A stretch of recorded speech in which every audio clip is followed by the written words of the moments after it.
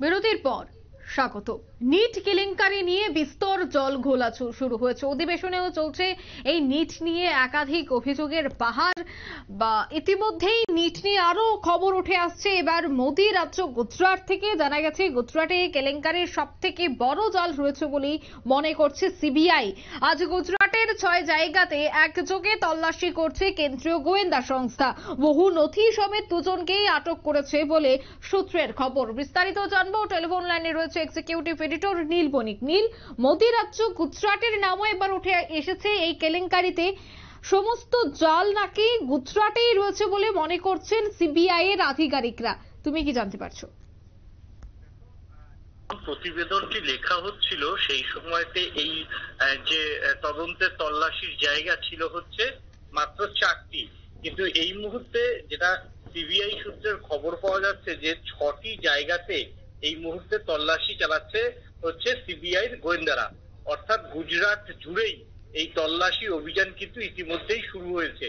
আজ সকালবেলা থেকেই সিবিআই যে বিশেষ দল অর্থাৎ এই নিট দুর্নীতি কাণ্ডে যে নতুন দল গঠন করেছে সিবিআই কর্তারা, সেই দুর্নীতিকাণ্ডের তদন্তকারী আধিকারিকরা আজকে সকালবেলা 6টি জায়গাতে কিন্তু তল্লাশি অভিযান শুরু করে।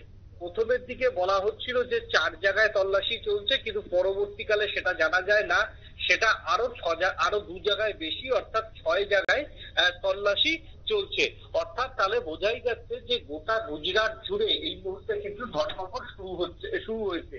এবং সিবিআই সূত্রের যেটা খবর, 6 জায়গাতে বেশ কয়েকজনকে ইতিমধ্যেই আটক করা হয়েছে। তাদের কাছ থেকে বেশ কিছু নথি, সিবিআই যারা গোয়েন্দারা তারা বেশ কিছু নথি ইতিমধ্যেই বাজেয়াপ্ত করেছে এবং সেই সমস্ত নথিগুলির যে পরীক্ষা, সেই পরীক্ষা নিরীক্ষা করছে এবং যারা অভিযুক্তদের যে আটক করা হয়েছে প্রাথমিকভাবে তাদেরকে জিজ্ঞাসাবাদ করছেন তদন্তকারী আধিকারিকরা। তবে তদন্তকারী আধিকারিকরা সিবিআই যে রিজিওনাল সেখানে অফিস রয়েছেন সেই অফিসে এদেরকে নিয়ে আসতে পারে, আজকেই নিয়ে আসতে পারে এবং সেখান থেকে তাদেরকে জিজ্ঞাসাবাদ করা হতে পারে, টানা প্রয়োজন বুঝে তাদেরকে গ্রেফতার করা হতে পারে বলে কিন্তু জানা গিয়েছে। তবে কি সেই নথি, যে বেশ কিছু অ্যাডমিট কার্ড পাওয়া গেছে এবং সব থেকে বড় যে বিষয় সেটা হচ্ছে কিছু প্রশ্নপত্র পাওয়া গেছে। এই পত্রগুলির সঙ্গে নিটের যে পরীক্ষা হয়েছিল সেই পরীক্ষার সঙ্গে এই প্রশ্নগুলির বহু অংশেই হুবহু মিল রয়েছে।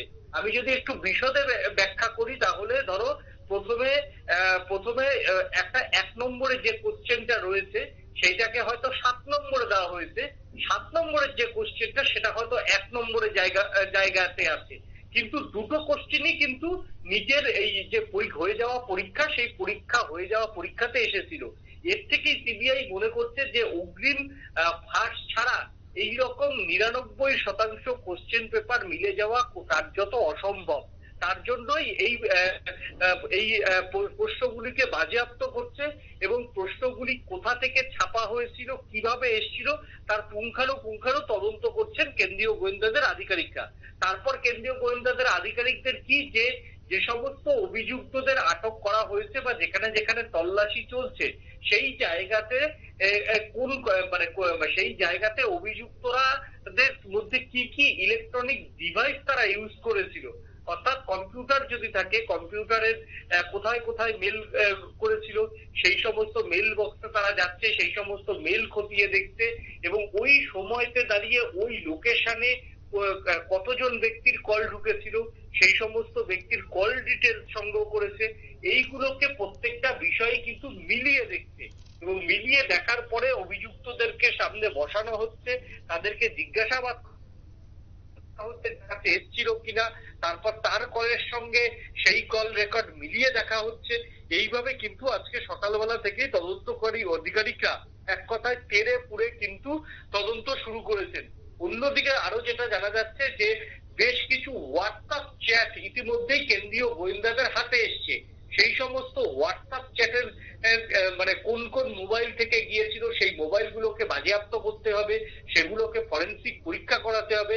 অনেক বিষয় সেক্ষেত্রে রয়েছে, কারণ বিষয়টা নিয়ে জাতীয় রাজনীতিতে ক্রমাগত সুর চড়াচ্ছে বিরোধীরা। এই জায়গাতে একটা ভুল সিদ্ধান্তে হয়তো অভিযুক্তরা পার পেতে পারেন এবং নয়া যে আইন সেই আইনে অভিযুক্তদের সম্পত্তির কথা 1 কোটি টাকার বলা হয়েছে এবং 10 বছরের জেলের কথা বলা হয়েছে।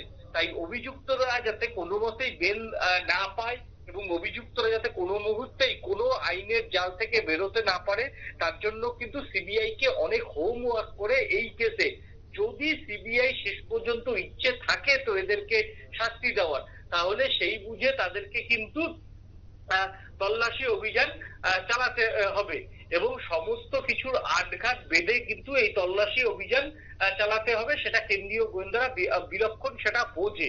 এখন প্রশ্ন হচ্ছে, প্রধানমন্ত্রী নরেন্দ্র মোদীর রাজ্যে প্রথমে দেখা গিয়েছিল যে এই দুর্নীতি কাণ্ডে গতকালই বিহার থেকে দুজনকে আটক করেছে, আজকে ঝাড়খণ্ড থেকে দুজনকে আটক করেছে, কিন্তু একেবারে 6 জায়গায় তল্লাশি, এটা কিন্তু একেবারে নজিরবিহীন। তার জন্যই সিবিআই যে গোয়েন্দারা তারা মনে করছেন যে গুজরাটের মাটিকেও ব্যবহার করা হয়েছে সমানভাবে, যেমন ভাবে বিহারের মাটিকে ব্যবহার করা হয়েছে তেমন বহু অংশেই কিন্তু গুজরাটের মাটিকে ব্যবহার করা হয়েছে এবং গুজরাট থেকে কিভাবে সেই প্রশ্নপত্রগুলো ফাঁস হলো, কোন কোন প্রেসে ফাঁস হয়েছে, এর সঙ্গে কারা যুক্ত, লিঙ্ক পেড কারা যুক্ত, সমস্যাই কেন্দ্রীয় বাহিনীর কেন্দ্রীয় যে আধিকারিকরা তারা কিন্তু তদন্ত করছে। অঙ্কিতা, একদমই ধন্যবাদ নীল। অর্থাৎ গুজরাটে কিন্তু তদন্তকারী সংস্থা বিভিন্ন জায়গায় তল্লাশির পর গ্রেফতার করেছেন কয়েকজনকে, এমনটাই সূত্র মারফত খবর। অন্যদিকে গুজরাটের 6 জায়গায় একযোগে তল্লাশিতে কিছু নথিপত্র বাজেয়াপ্ত করা হয়েছে। দুজনকে গ্রেফতারের পর তাদেরকে জোর জিজ্ঞাসাবাদ চালানো হয়েছে, জেরা করা হয়েছে। জিজ্ঞাসাবাদে এবার কি বেরিয়ে আসে সেটাই দেখার। নিয়ে নিচ্ছে ছোট্ট একটি বিজ্ঞাপন বিরতি, সঙ্গে থাকুন।